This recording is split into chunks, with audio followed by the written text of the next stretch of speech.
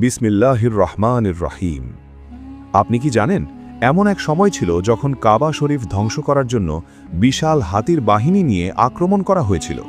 আর তখন আল্লাহ তাআলা আকাশ থেকে পাঠিয়েছিলেন ছোট ছোট পাখি, যারা পুরো সেনাবাহিনীকে ধ্বংস করে দিয়েছিল। এই ঘটনাই হল সূরা ফিলের ইতিহাস। প্রিয় ভাই ও বোনেরা, আজ আমরা জানব সূরা ফিলের পেছনের সেই অবিশ্বাস্য সত্য ঘটনা। এই ঘটনা ঘটে নবী মুহাম্মদ সাল্লাল্লাহু আলাইহি ওয়াসাল্লামের জন্মের বছর। ইতিহাসে এটি আমুল ফিল বা হাতির বছর নামে পরিচিত।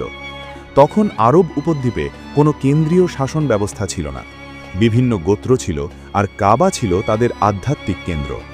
যদিও তারা শিরকে লিপ্ত ছিল, তবুও কাবাকে তারা অত্যন্ত সম্মান করত, কারণ এটি ছিল হযরত ইব্রাহিম আলাইহিস সালাম ও হযরত ইসমাইল আলাইহিস সালামের নির্মিত ঘর, তাওহীদের প্রতীক।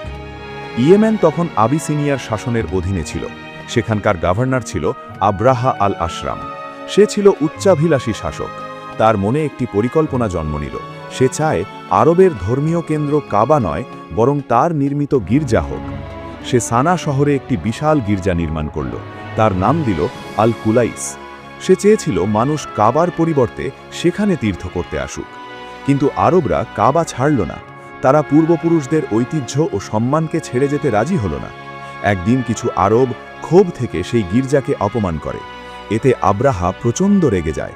সে শপথ করে কাবা ধ্বংস না করা পর্যন্ত সে শান্ত হবে না। সে একটি বিশাল সেনাবাহিনী প্রস্তুত করে। এই বাহিনীতে অসংখ্য সৈন্য, অস্ত্রশস্ত্র এবং কয়েকটি যুদ্ধ হাতি ছিল। আরবরা আগে কখনো যুদ্ধক্ষেত্রে হাতি দেখেনি। এটি ছিল ভয়ের এক নতুন প্রতীক। সবচেয়ে বড় হাতিটির নাম ছিল মাহমুদ। যখন আব্রাহার বাহিনী মক্কার নিকটে পৌঁছায়, মক্কার মানুষ ভীত হয়ে পড়ে। তারা জানত এই বাহিনীর বিরুদ্ধে তাদের কিছু করার নেই। কেউ পাহাড়ে আশ্রয় নেয়, কেউ অপেক্ষা করতে থাকে আল্লাহর সাহায্যের জন্য। কাবার তৎকালীন তত্ত্বাবধায়ক ছিলেন আব্দুল মুত্তালিব, নবী করিম সাল্লাল্লাহু আলাইহি ওয়াসাল্লামের দাদা। আব্রাহার সৈন্যরা আব্দুল মুত্তালিবের উট নিয়ে যায়। তিনি উট ফেরত চাইতে আব্রাহার কাছে যান। আব্রাহা অবাক হয়ে বলেন, আমি তোমাদের কাবা ধ্বংস করতে এসেছি, আর তুমি উট চাইছ?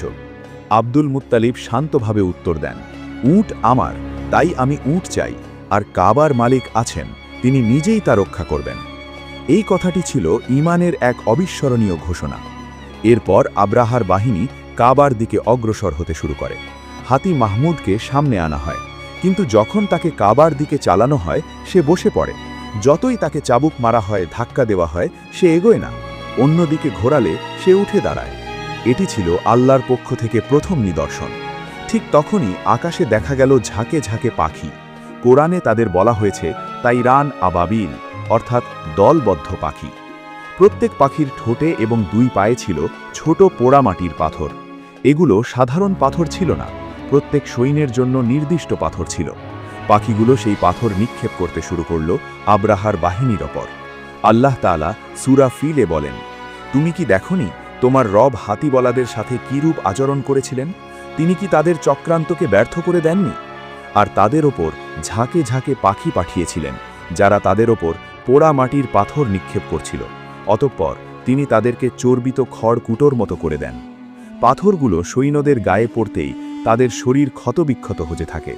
রোগের মতো ছড়িয়ে পড়ে ধ্বংস। তারা এমনভাবে ধ্বংস হয়ে যায় যেন গবাদি পশু খাওয়া খড়ের অবশিষ্টাংশ। আব্রাহা নিজেও মারাত্মকভাবে আহত হয়। সে ইয়েমেনে ফেরার পথে ধীরে ধীরে মৃত্যুবরণ করে। এই ঘটনাটি পুরো আরব জুড়ে ছড়িয়ে পড়ে। মানুষ বুঝতে পারে কাবার রক্ষক আল্লাহ নিজেই।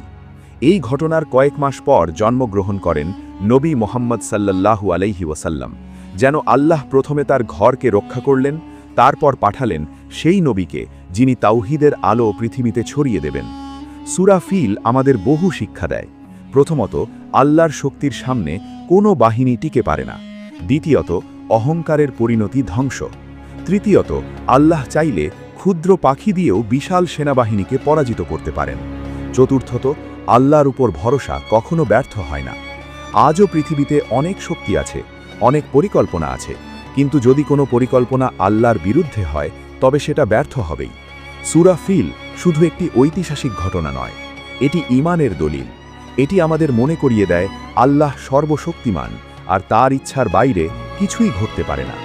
আল্লাহ তাআলা আমাদের তার কুদরতের উপর পূর্ণ বিশ্বাস রাখার তৌফিক দান করুন। আমিন। জাযাকাল্লাহু খাইরান।